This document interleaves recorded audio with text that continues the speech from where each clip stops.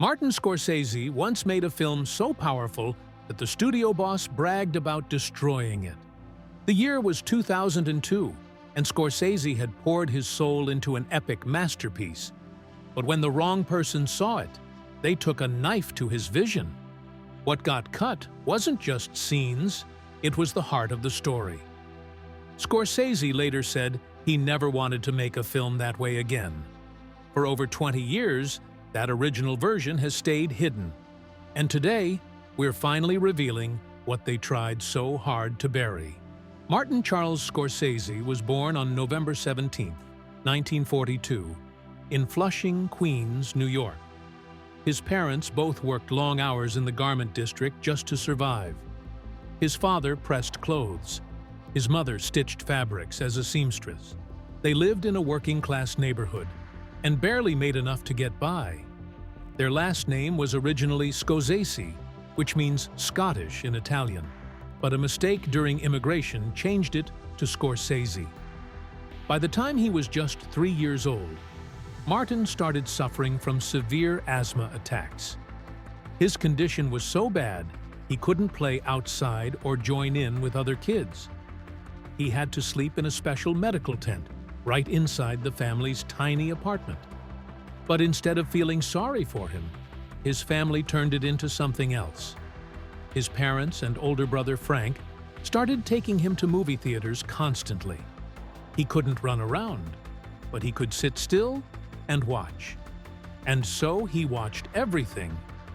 By the time he was 11, he was drawing full storyboards for films he hadn't even made, like one giant epic called The Eternal City. He studied films like a scientist. One of his favorite movies was The Tales of Hoffman, which he rented over and over again from the local store. Only one other person rented that same film regularly, a young horror director named George A. Romero. Scorsese wasn't just watching movies, he was breaking down every camera shot, every cut, every movement. The asthma that once kept him prisoner inside four walls had quietly turned him into a filmmaker. When he was 7, everything changed again. His family was evicted from their home in Queens after a bitter argument between his father and their landlord. There were rumors that Charles Scorsese had ties to the mob. He didn't, but he liked dressing in flashy clothes, and the landlord's wife had developed feelings for him. That drama exploded and ended with the family kicked out of their home. With nowhere to go, they moved in with Martin's grandparents in a crowded tenement apartment on Elizabeth Street in the Lower East Side. That's when Martin first saw real street violence and the power the mob had over a neighborhood. He remembered how some people who gave orders didn't wear badges, but you still had to do whatever they said. From his window, he watched things unfold that later became entire scenes in his films. When he was 10, his father took him to see a movie called The Magic Box. It was about the history of cinema. Martin walked out of the theater and said, "That's the first time I understood what movies were, and I haven't been the same since." But pursuing that dream wasn't easy. His family had no money, so Martin took small jobs just to be around theaters. He became an usher. He cleaned up popcorn. He did whatever it took, and while working, he got to watch more films for free. At 12 years old, he was already drawing detailed storyboards and putting his own name in the credits. Directed and produced by Martin Scorsese was already showing up on paper long before it appeared on the big screen.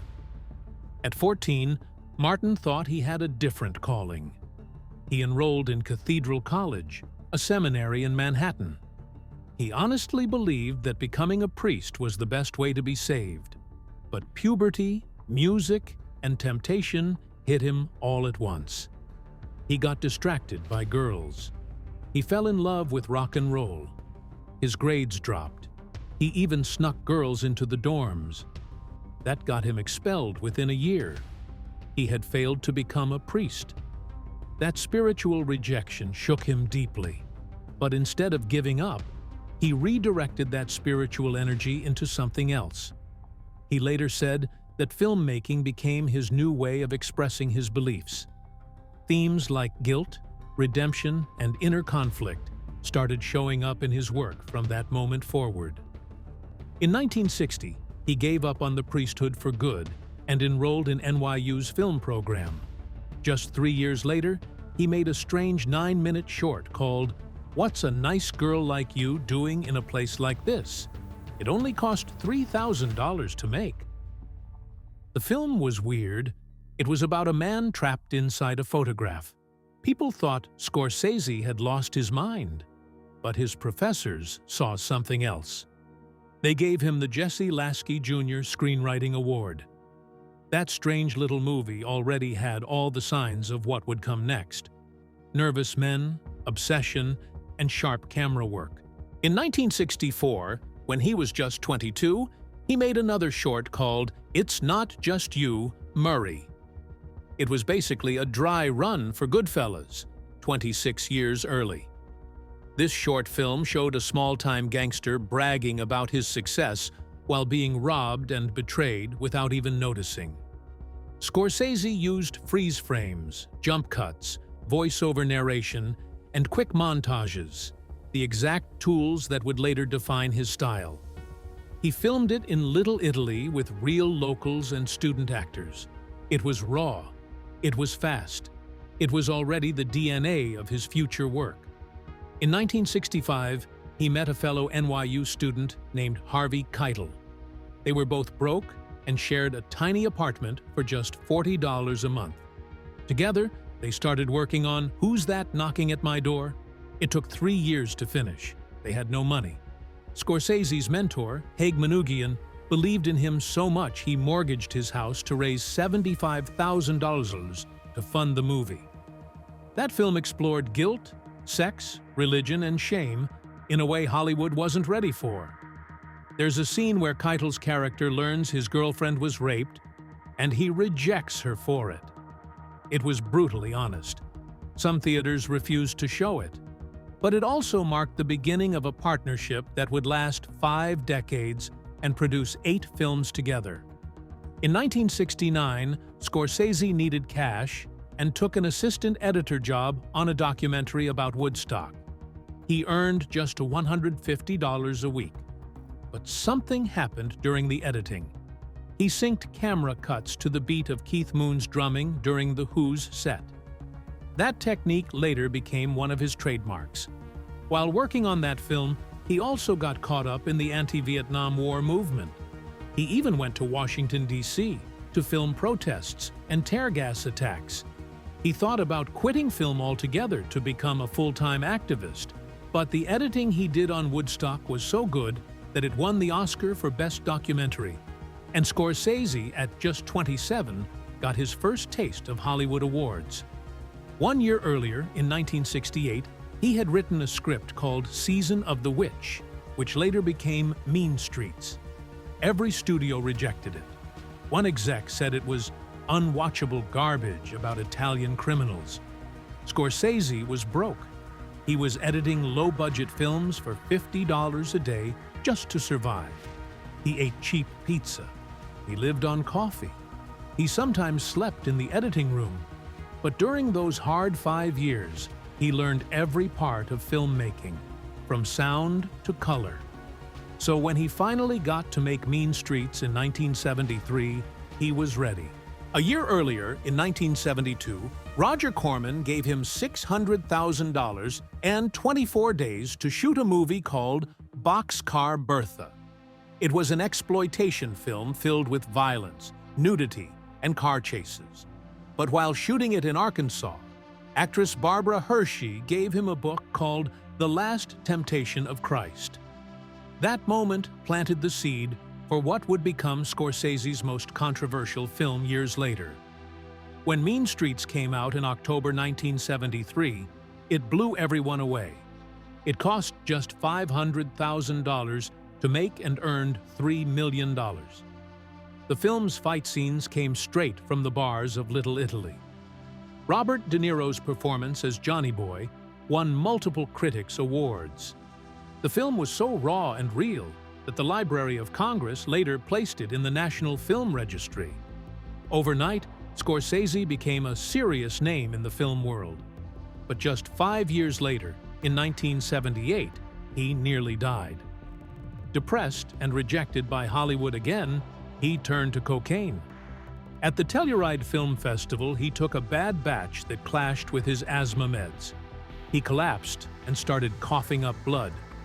Doctors warned that his brain was close to hemorrhaging. He weighed only 109 pounds. In a Cannes interview, he muttered, "No more coke, no more interviews," when his stash ran out. Robert De Niro came to see him in the hospital. That conversation saved his life. Scorsese later said that without De Niro's tough words, he wouldn't have survived. Between his major films, he also made a personal documentary in 1974 called Italian American. He filmed his parents in their apartment, talking about life, family, and their journey as Sicilian immigrants. His mother even showed the camera how she made her famous meatballs. That recipe became so loved, it was printed in the credits. He edited the film while also working on Alice Doesn't Live Here Anymore. The documentary gave people a raw, emotional look into the family that shaped him. The harshest wake-up call came from John Cassavetes, a director Scorsese deeply admired. After watching Boxcar Bertha, Cassavetes said, "You've just spent a year of your life making a piece of shit." Those words hit hard, but they changed everything. Cassavetes pushed him to stop making junk and tell stories that mattered. So Scorsese made Mean Streets. Then Alice Doesn't Live Here Anymore. That film won Ellen Burstyn the Oscar for Best Actress.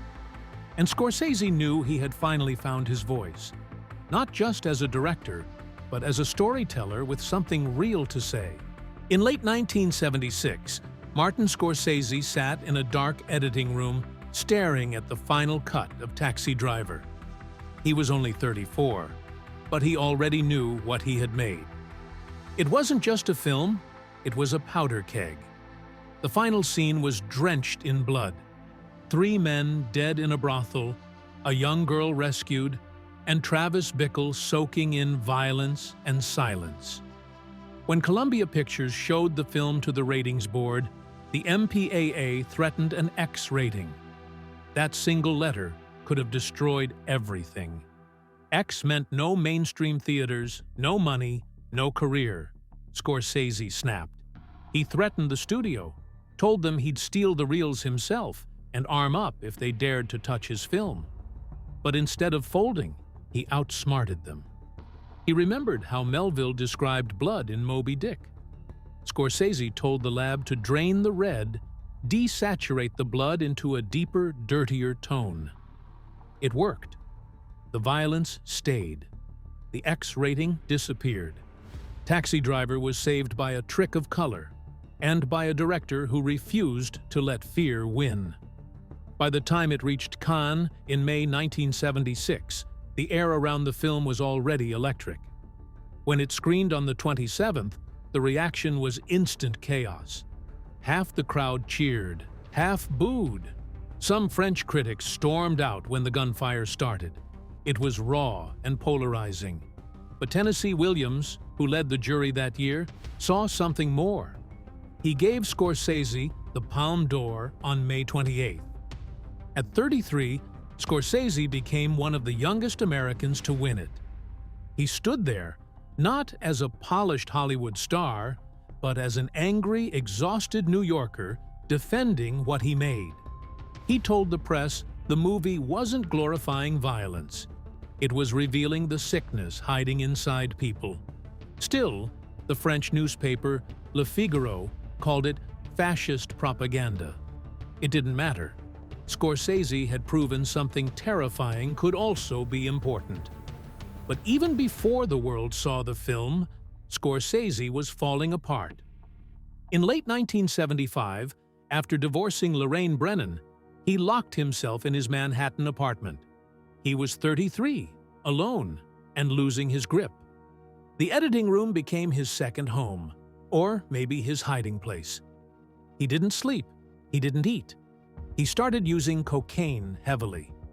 The editor, Thelma Schoonmaker, tried to keep up, sometimes working 16 hours straight beside him. Scorsese later admitted that Travis Bickle's madness wasn't a performance. It was a mirror. He was editing his own breakdown frame by frame. And yet, out of all this, the most famous moment came by accident. In August 1976, the script simply said, "Travis looks in the mirror." That was it. But De Niro, deep into the role, started talking to himself. "You talking to me?" He repeated it again and again. Scorsese almost cut it. He thought it was too theatrical, too out of place. But the cinematographer urged him to keep it. And in the middle of a New York garbage strike, surrounded by rotting trash and noise and sweat, something clicked. That one moment, unscripted, chaotic, unforgettable, became the soul of the film. By 1977, Scorsese was barely holding on. His film New York, New York flopped, despite its massive $14 million budget. He fought with Liza Minnelli, punched through a wall, and spiraled deeper into drugs. He started mixing cocaine with Quaaludes, editing obsessively and staying up for days. The failure convinced him his career was over. The following year, in September 1978, he collapsed in his apartment after overdosing. He weighed only 89 pounds. He was rushed to the hospital, near death. Robert De Niro visited him every day. He brought a book about Jake LaMotta. Scorsese had always rejected the idea of a boxing film, but now, barely alive in a hospital bed, he said yes. That yes saved him. Raging Bull was filmed in black and white because Scorsese wanted it to look like old boxing photos and to separate it from Rocky.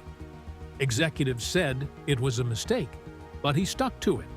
De Niro gained 60 pounds, going from 145 to 205, eating pasta and ice cream non-stop to play the older LaMotta. The transformation was so dramatic that some crew members didn't recognize him. The $18 million film earned 8 Oscar nominations. De Niro won Best Actor. And Scorsese? He was back. Clean, respected, fearless. But his personal life stayed messy. He divorced Julia Cameron in 1977 while still deep in addiction. In 1979, he began dating Isabella Rossellini. She stayed with him through some of his hardest years. But in 1982, she left him. He was crushed. She later married David Lynch. Scorsese buried the pain in his work. During this storm, he created some of his greatest films. The chaos didn't stop him. It fueled him. Then came The Last Temptation of Christ, the project that nearly got him killed. He had been fighting to make it since 1983. But when it finally came out in 1988, the backlash was explosive.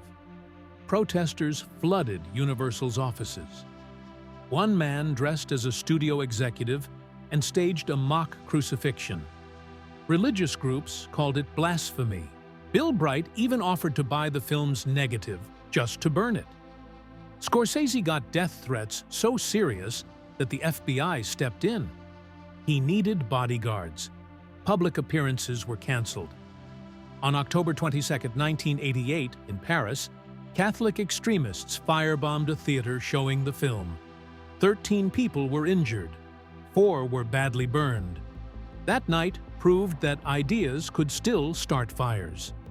In 1986, The Color of Money brought a different kind of intensity. Scorsese directed Paul Newman and Tom Cruise in a sequel to The Hustler. His perfectionism pushed everyone. He demanded exact pool shots, forced dozens of takes, and extended the schedule by weeks. Cruise trained obsessively, even bought a pool table for his apartment.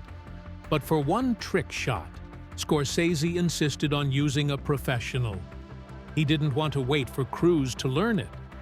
His inspirations for the film included a 1947 British drama about nuns, which he used to guide his close-ups of Cruise. Newman later said Scorsese gave him one piece of advice he never forgot. Try not to be funny. In Goodfellas, the Copacabana shot became legendary. Scorsese couldn't get permission to shoot through the front entrance, so he went through the back. The result was a 3-minute unbroken shot through a kitchen, down hallways, into a nightclub, all done in only 8 takes. It cost $80,000 and used real staff as extras. It was a technical nightmare. 47 background actors, timed lighting changes, and narrow hallways. But Scorsese said it was his favorite scene he ever shot. Years later, Goodfellas would echo in real courtrooms.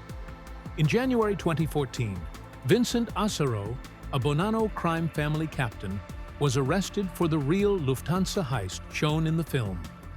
He was 80 years old. During his 2015 trial, the FBI played recordings of him complaining he never got his cut. Despite the evidence, Asaro was acquitted on November 12, 2015. He walked out of the courtroom shouting, "Free!" like it was all just a movie.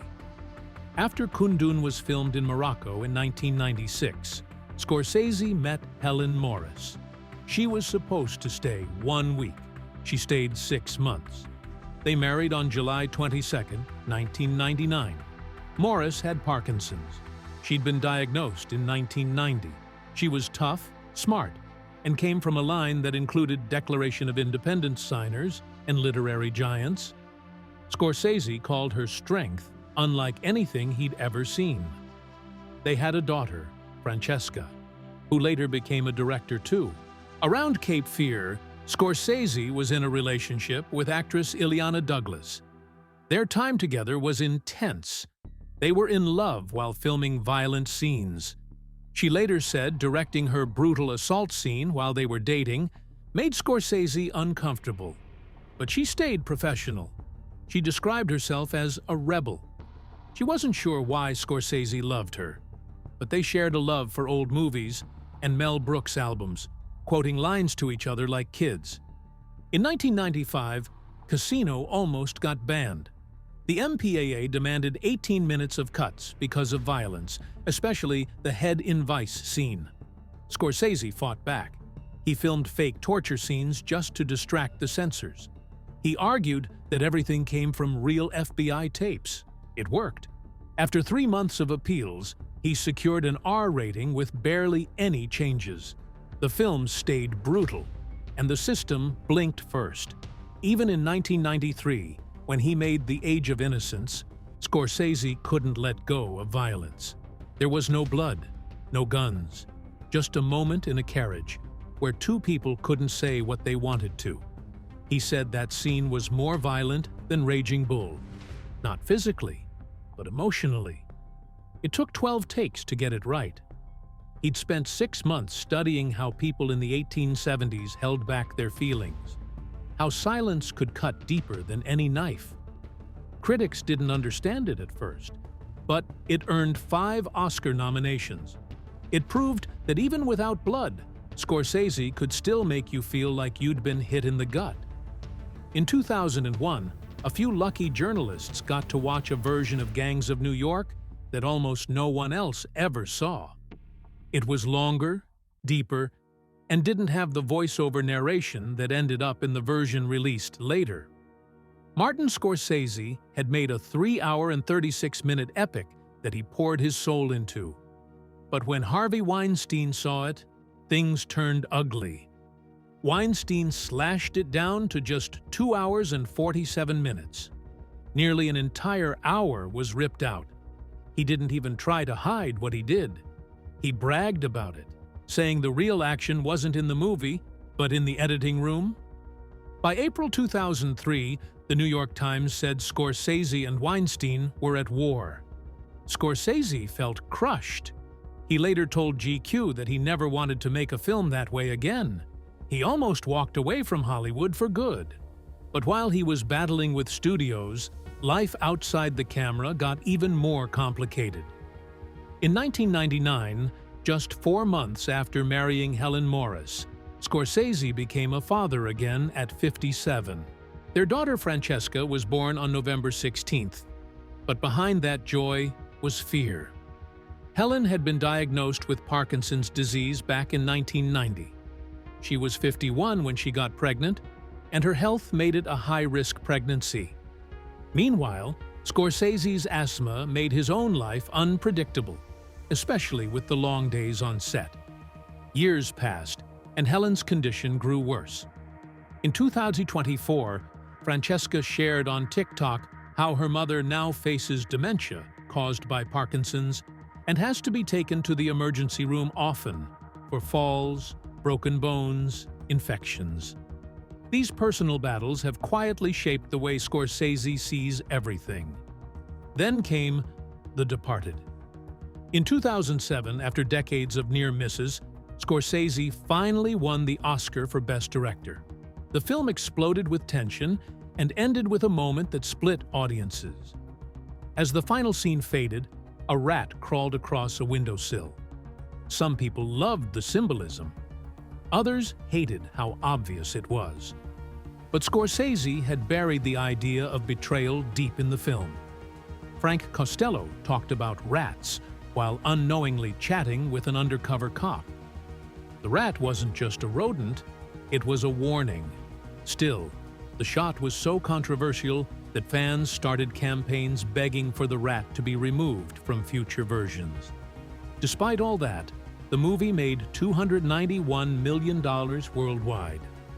It was his biggest box office success until The Wolf of Wall Street. 3 years before The Departed, Scorsese had already shown a different kind of obsession with The Aviator. Released in 2004, the film followed the troubled life of Howard Hughes and his spiraling obsessive-compulsive disorder. Scorsese didn't just direct the movie. He poured his own perfectionism into it. He made sure DiCaprio showed every detail, even Hughes locking himself in a clean room for 3 months, repeating words like "the way of the future" over and over again. The crash scene from 1947, when Hughes nearly died, was recreated using real crash footage and full-size replicas of his aircraft. The film cost $110 million to make and went as far into Hughes's mind as Scorsese dared. Author Dennis Lehane, watching DiCaprio's performance, said the actor knew more about the character than he did, and he was the one who wrote the script. Then came a shift no one saw coming. In 2010, Shutter Island changed everything. For the first time, Scorsese stepped fully into the world of horror. The psychological thriller opened on February 19, 2010, with a $41 million weekend, taking the top box office spot. It stayed there for 2 weeks before Alice in Wonderland finally knocked it off. With a budget of $80 million, the film brought in nearly $300 million. Scorsese had taken a gamble on a dark, adult story in a world filled with superhero sequels, and he won. He later revealed he had started reading the script at 10:30 one night, even though he had an early morning, and just couldn't stop. DiCaprio, once again his lead, gave everything to the role of Teddy Daniels. It was their 4th film together since Gangs of New York. But the wildest ride came with The Wolf of Wall Street in 2013. It was raw, insane, and nearly banned. With 569 uses of the F-word, it became the most profanity-filled movie in history. In the Middle East, censors cut 45 full minutes, taking it from 3 hours down to 2 hours and 15 minutes. The UAE made one version for the entire Gulf region, already pre-cut before official review.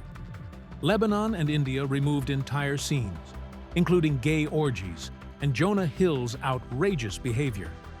Qatar's release was so butchered that moviegoers warned others not to watch it. Kenya banned it completely. In Dubai Mall, theaters posted signs apologizing for muted words and missing scenes. What hit theaters in many countries wasn't Scorsese's film. It was a shadow of it. In 2016, Scorsese finally released Silence, a film he had been trying to make for 28 years. It told the story of 17th-century Jesuits in Japan, who were hunted and tortured for their faith. Some were crucified by the sea. their bodies smashed by crashing waves for 4 days. Others were hung upside down, bleeding slowly. A bounty of 500 silver pieces was paid for every captured priest. Scorsese's deep religious beliefs made the story personal. The villain, Inoue Masashige, claimed Christianity couldn't survive in Japan, comparing it to a foreign plant that withers in bad soil. Even basic words got twisted. When missionaries said, "Son of God," villagers heard, "Son of God." The film showed what it meant to cling to faith when the world was trying to tear it away. By 2019, Scorsese stunned everyone again with The Irishman. It was nearly 3.5 hours long and took 4 years to make. But what shocked people more was the technology behind it. He wanted De Niro, Pacino, and Pesci to appear young without using the usual motion capture dots or facial rigs. Visual effects supervisor Pablo Hellman created a whole new method. It took him 2 years just to develop the technology, and when he read the 170-page script overnight, he said yes immediately. The story followed Frank Sheeran, a man who claimed he killed Union leader Jimmy Hoffa, a mystery still unsolved. This wasn't just a crime story, it was Scorsese's goodbye to a generation. Originally, he planned this de-aging technique for a Sinatra movie, but that never happened. Then, in 2020, everything stopped. COVID-19 hit, and Scorsese, now 77, found himself locked in his home, unable to work. At first, he felt relief. For once, he didn't have a deadline. But soon, that peace turned into dread. He made a short film about his feelings, shown on BBC Two's Lockdown Culture in May. He admitted he hadn't expected the silence to feel so heavy. As his Oscar nomination for The Irishman floated in the background, Scorsese was thinking about death. Not in a script, but in real life. In interviews, he said he was letting go of everything. He spoke of dividing his belongings, deciding who would get what, and preparing for the moment when he'd have to let go of existence itself. But not everything from his past stayed buried. His 1970 documentary Street Scenes suddenly resurfaced on YouTube. It was thought to be lost forever. The black and white film captured anti-Vietnam War protests in New York and Washington. Scorsese made it while still a student at NYU, and one of the cameramen was a young Oliver Stone. The film gave a raw look at protesters flooding Wall Street, clashing with police, marching to DC. It wasn't just a student project. It was a time capsule of America's unrest and the early fire inside Scorsese's filmmaking soul. Still, some of his biggest dreams never happened. The Frank Sinatra biopic had been stuck in limbo since 1999. First it was Travolta, then Hanks, then DiCaprio. But the Sinatra family didn't want Scorsese telling the full story, especially not the part about mob ties. In 2017, Scorsese gave up. He said it was over. But in 2024, whispers came back. DiCaprio was still ready. Jennifer Lawrence was rumored to play Ava Gardner. They even set a date, but again, it was canceled. Another dream that vanished was a film about Jesus in modern-day Manhattan. He imagined Christ walking among alcoholics on the Bowery, the crucifixion happening on the docks. But after watching Pasolini's The Gospel According to Matthew, Scorsese felt that film had already said what he wanted to say, and he let the project go. There were more. A George Gershwin biopic, a Ramones story, a musical starring David Bowie and Robert De Niro. Each one fell apart. Scripts were rewritten, actors dropped out, studios moved on. Some were quietly canceled. Others drifted into Hollywood legend. But through every unfinished story, every battle, every cut frame and lost dream, Scorsese never stopped trying. His career became more than just movies. It became a fight for vision, for truth, and for time.